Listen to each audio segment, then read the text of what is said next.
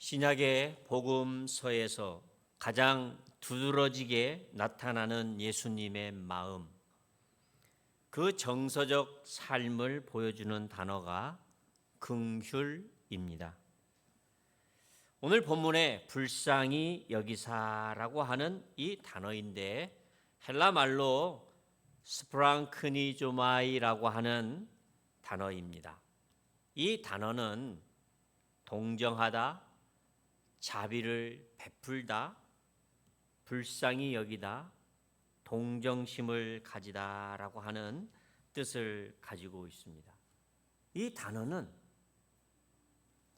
창자, 이 내장을 뜻하는 단어의 동사형이라고 이야기합니다.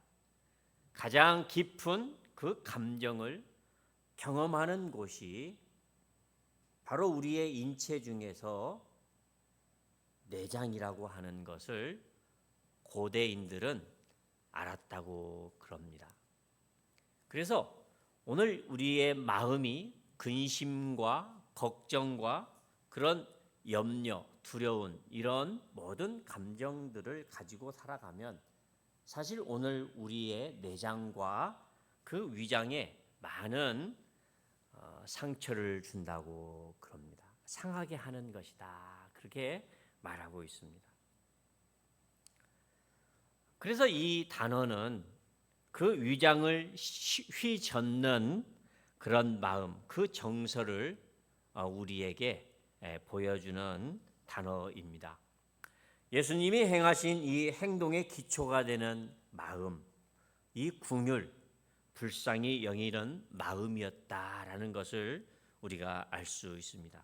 마태복음 9장 36절 말씀에 보면 무리를 보시고 불쌍히 여기시니 이는 그들이 목자 없는 양과 같이 고생하며 기진함이라 이렇게 이야기하고 있습니다.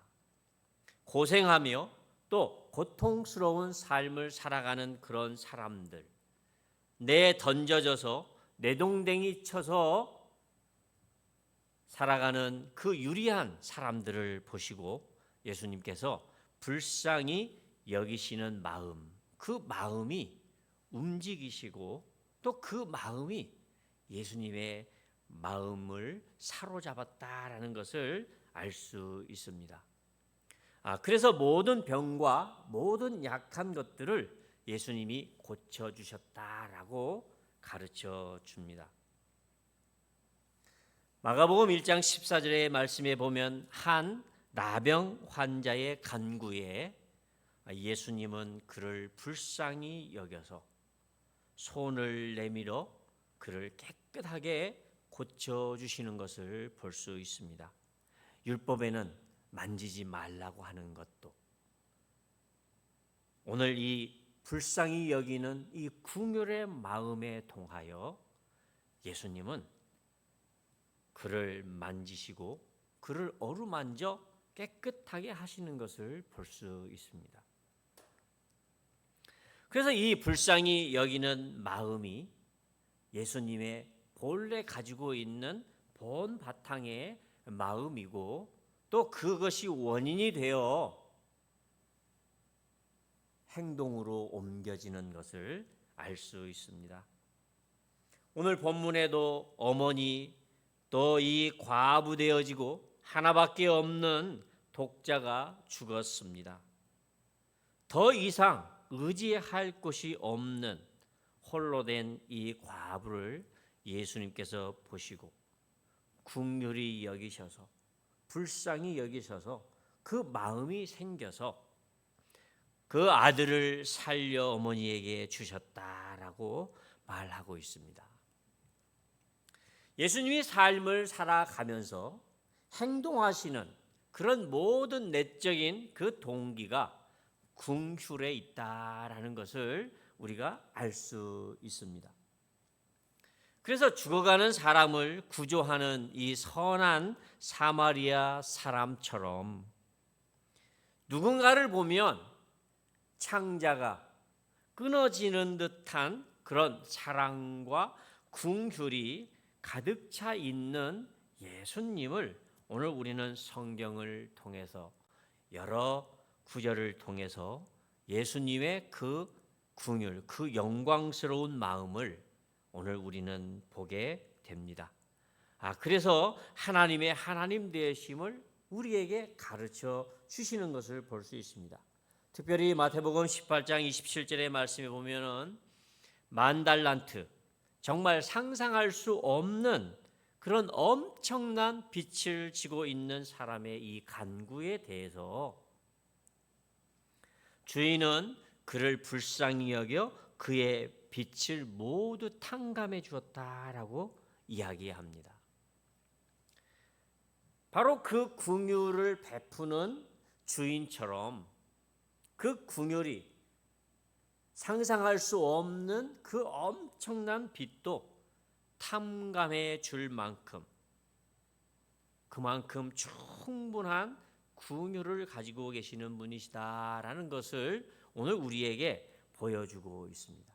탕자의 비유 속에서도 누가복음 15장 20절에 측은히 여겨라고 이야기합니다.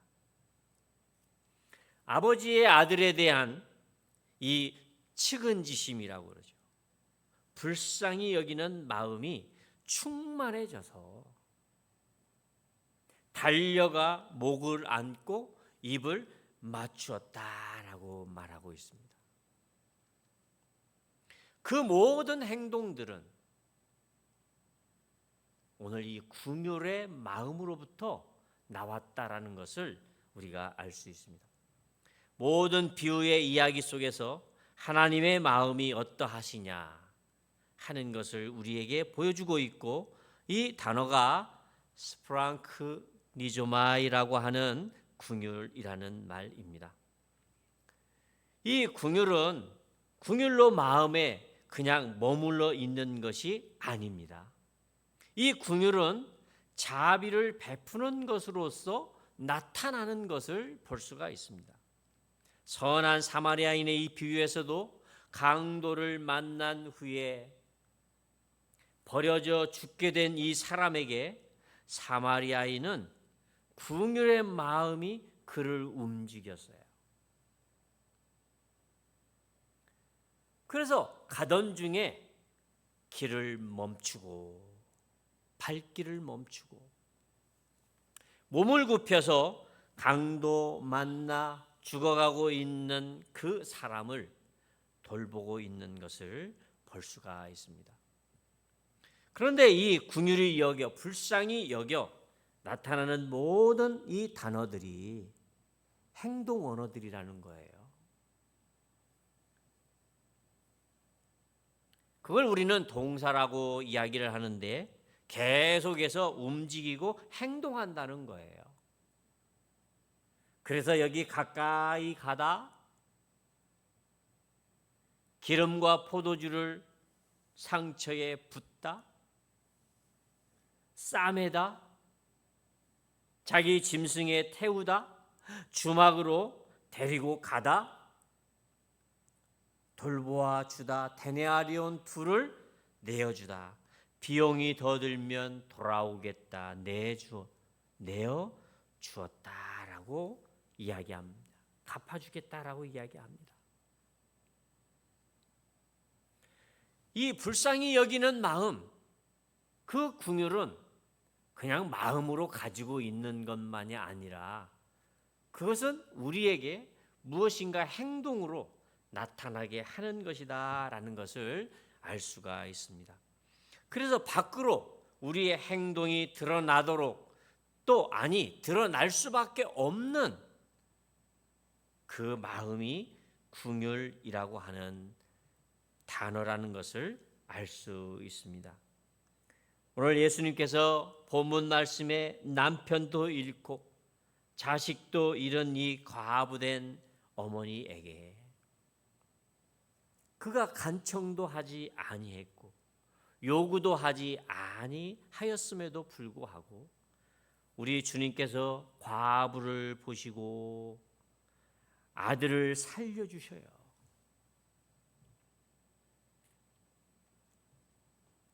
그녀에게 이 긍휼의 마음이 드러나고 나타나서 그의 슬픔을 위로하는 것을 볼 수 있습니다.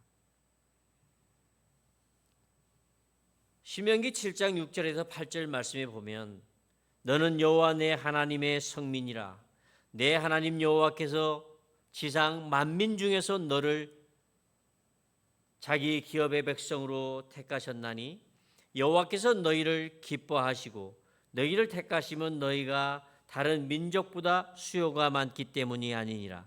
너희는 오히려 모든 민족 중에 가장 적으니라. 여호와께서 다만 너희를 사랑하심으로 말미암아 너희를 그 종되었던 집에서 애굽 왕 바로의 손에서 구속하셨나니 이렇게 말씀하시는 것을 볼 수 있습니다. 이스라엘 백성들을 선택하시고 그들을 하나님 백성 삼으신 분명한 이유는 다른 데 있지 아니하고 하나님의 사랑 때문이라고 오늘 신명기 7장에 오늘 이야기하고 있습니다. 그래서 성경은 아주 일관되게 사랑은 여기 있으니 우리가 하나님을 사랑한 것이 아니라 하나님이 우리를 사랑하셨다라고 일관되게 이야기하는 것을 볼 수 있어요. 우리의 우리됨이 아니라 하나님의 하나님 되심 때문에 하나님의 그 긍휼 때문에 오늘 우리가 하나님의 자녀 되었다. 우리가 하나님께 구원받은 백성이 되었다. 이렇게 오늘 일관되게 우리에게 가르쳐주고 있습니다. 하나님께서 우리를 사랑하셔서 밖으로 나타난 그 행동하심이 그 아들을 보내시는 것으로 오늘 나타나는 것을 볼 수 있어요. 그래서 하나님이 세상을 이처럼 사랑하사 독생자를 주셨으니 행동하신 거예요. 하나님의 그 놀라우신 긍휼이 행동으로 나타난 거예요. 그래서 하나님께서 행하신 모든 것들은 긍휼과 그 사랑에 기초하여 있고 그것이 원인이 되어진 것을 볼 수 있습니다. 그래서 우리의 구원의 출발이 다른 데 있지 아니하고 긍휼과 사랑에 있다라고 성경은 우리에게 가르쳐 줍니다. 에베소서 2장 4절에 보면은 긍휼이 풍성하신 하나님이 우리를 사랑하신 그 큰 사랑을 인하여 허물로 죽은 우리를 그리스도와 함께 살리셨고 너희는 은혜로 구원을 받은 것이라 그렇게 우리에게 가르쳐 주고 있습니다.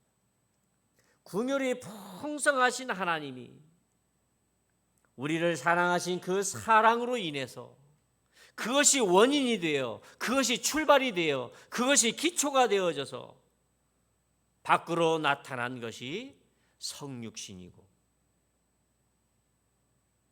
그래서 그리스도께서 이 땅에 오신 성육신은 사랑의 화신으로서 오신 것이다 라고 말하는 것입니다. 십자가의 그 죽으심도 하나님의 놀라우신 사랑을 우리에게 계시해 주고 있는 것이라고 말하고 있습니다.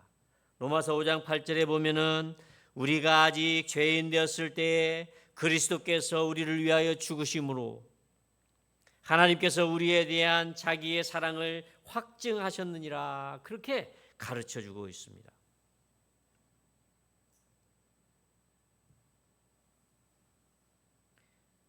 그리스도께서 사람이 되셔서 이 땅에 오신 것도 겸손하게 낮아지신 것도 하나님의 그 긍휼의 사랑을 우리에게 보여주시고 가르쳐 주시고 확증해 주시려고 하시는 그 의도였다라고 오늘 우리에게 이야기하고 있습니다.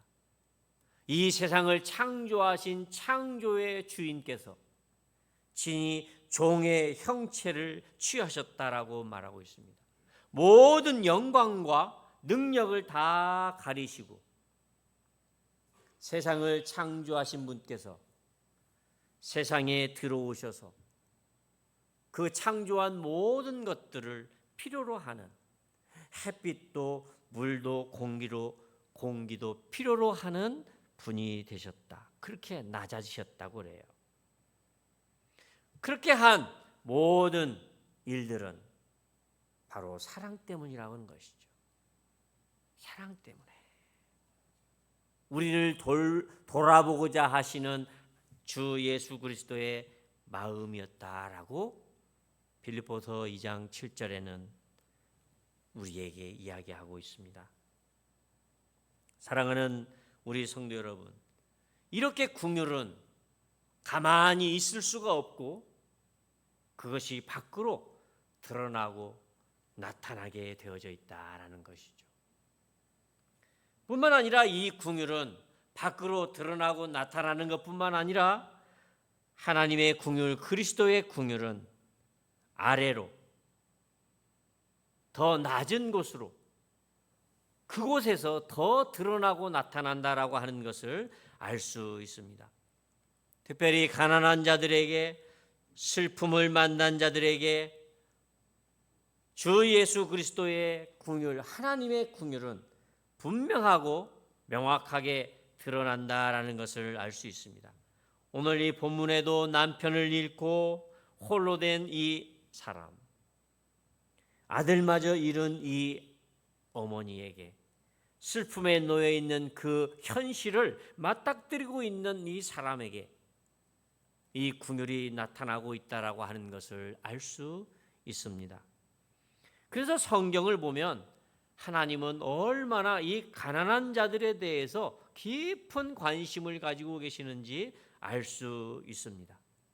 그래서 많은 학자들은 우리 하나님은 가난한 자들의 하나님이시다라고까지 이야기하는 것을 볼 수 있습니다.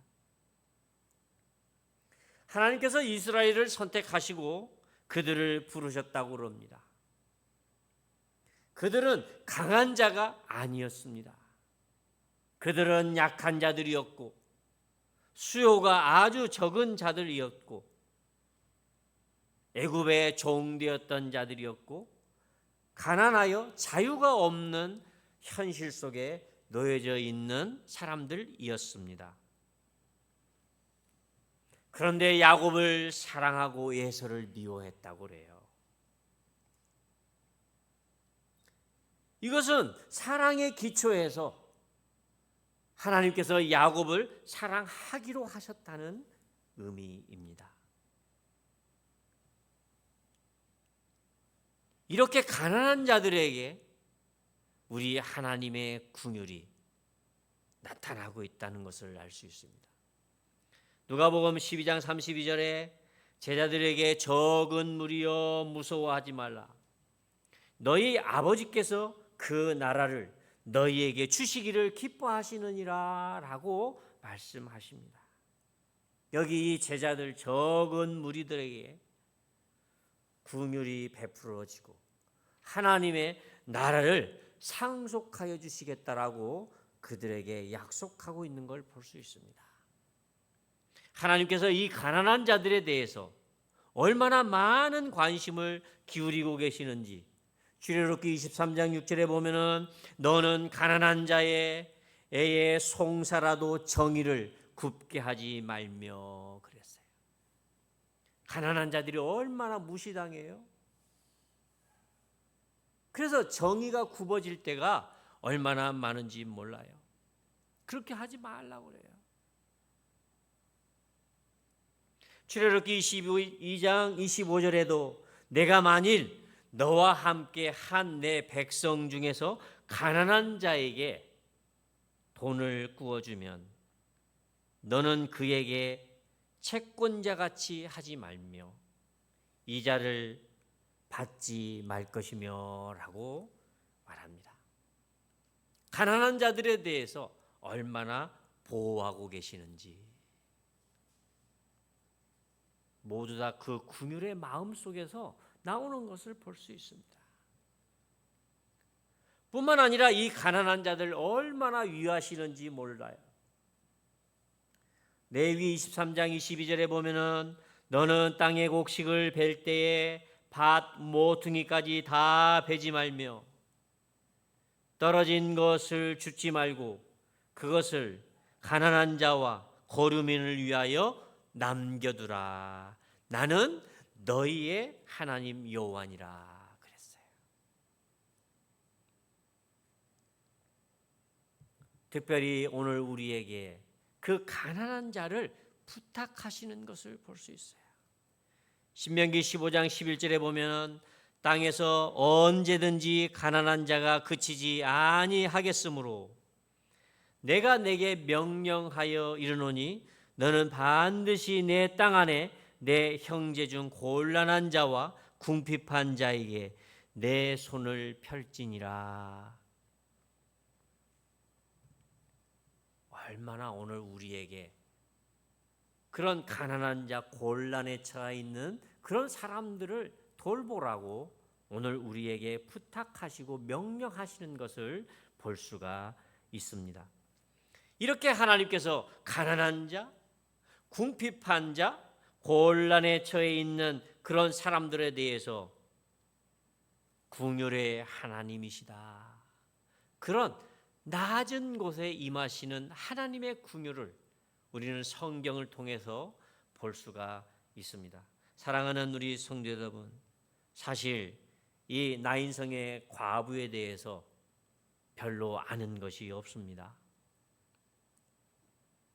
누가복음에서만 나오는 이야기입니다. 이 나인이라는 말은 아름답다, 사랑스럽다라고 하는 의미이라고 이야기합니다.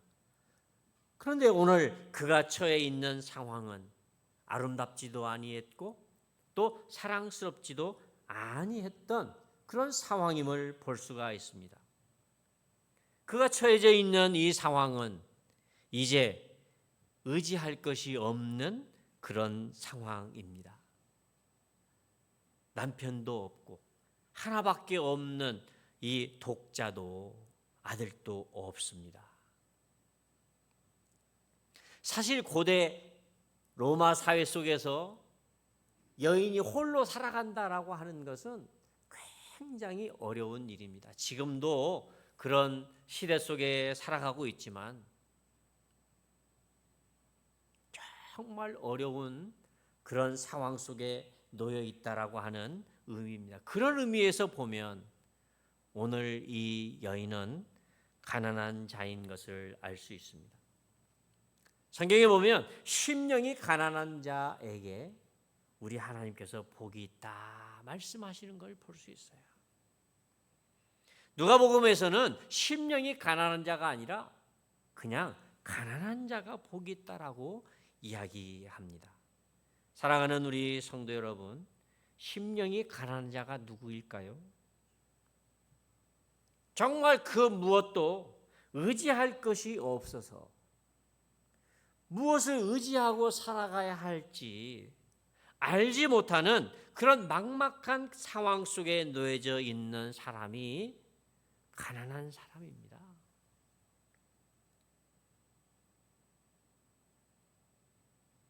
그래서 마태복음 5장 3절에 심령이 가난한 자가 복이 있나니 천국이 그들의 것이라고 말씀하시는 것을 볼 수 있습니다.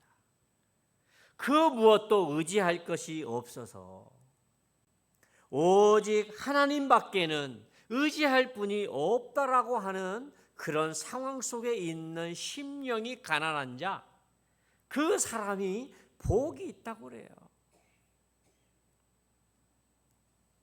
바로 그런 사람들에게 긍휼은 아래로, 더 아래로, 낮은 곳에 늘 드러나고 나타나는 것을 우리가 알 수가 있습니다. 특별히 예수님은 마태복음 25장 4절 말씀에 너희가 여기 내 형제 중에 지극히 작은 자 하나에게 한 것이 곧 내게 한 것이라고 말씀하시는 것을 볼 수 있습니다.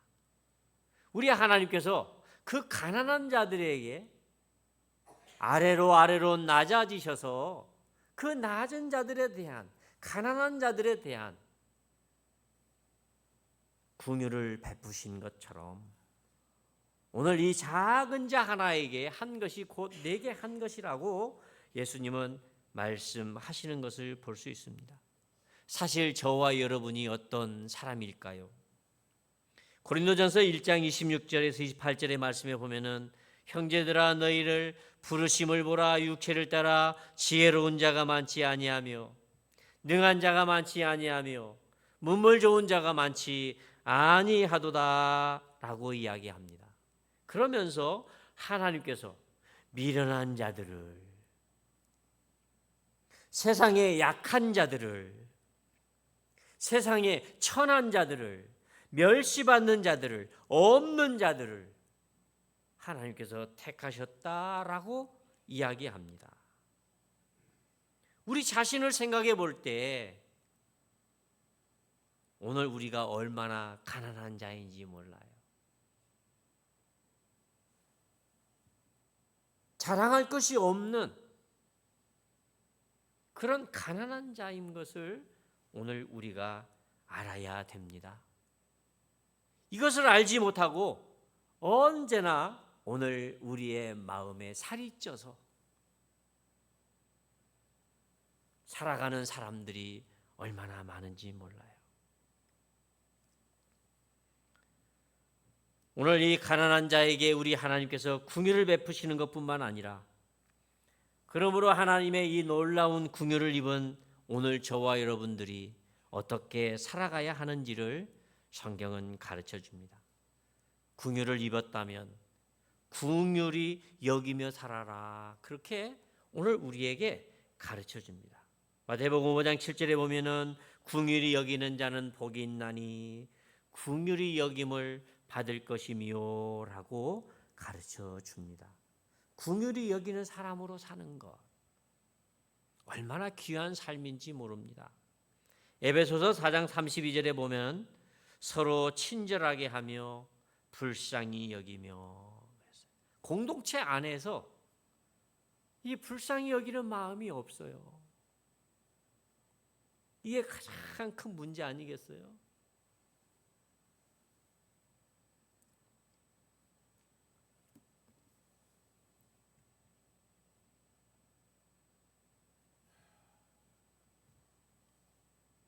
우리 주 예수님께서 나사로가 죽었어요. 그런데 주변에 있는 사람들이 우는 거예요. 우는 것을 보시고 예수님의 마음이 심령이 비통히 여기시고 불쌍히 여기셨다라고 말해요. 얼마나 예수님의 마음이 굉장히 민감하셔서 어떤 상황 속에 보면은 바로 거기에 공감하시는 예수님의 그 마음을 볼 수 있어요. 누가 울고 있으면 울어야 되는데, 누가 기뻐하고 있으면 기뻐해야 되는데, 우리의 마음이 공감이 가지 않는 거예요.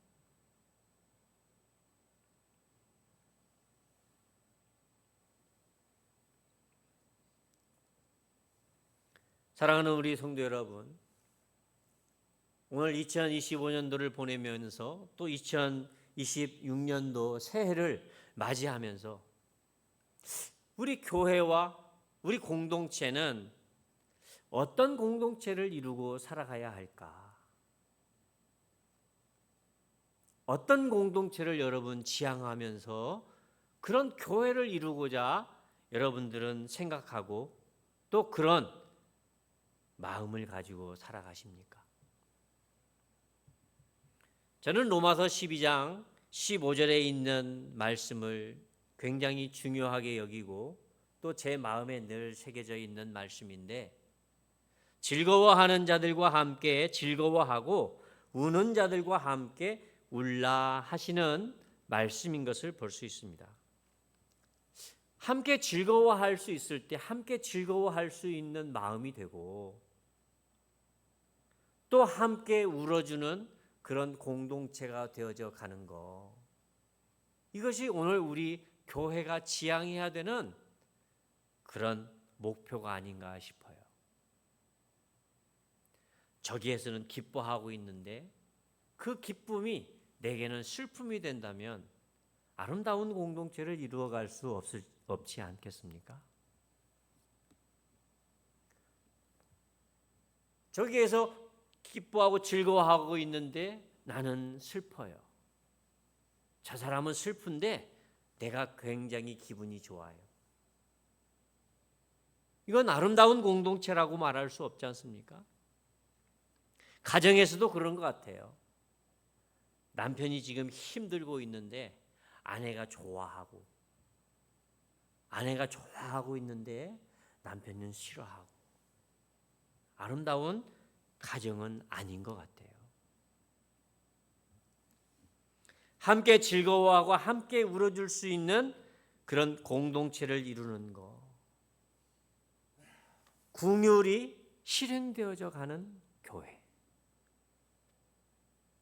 얼마나 아름다운 교회였겠는가 생각해 볼 수가 있습니다.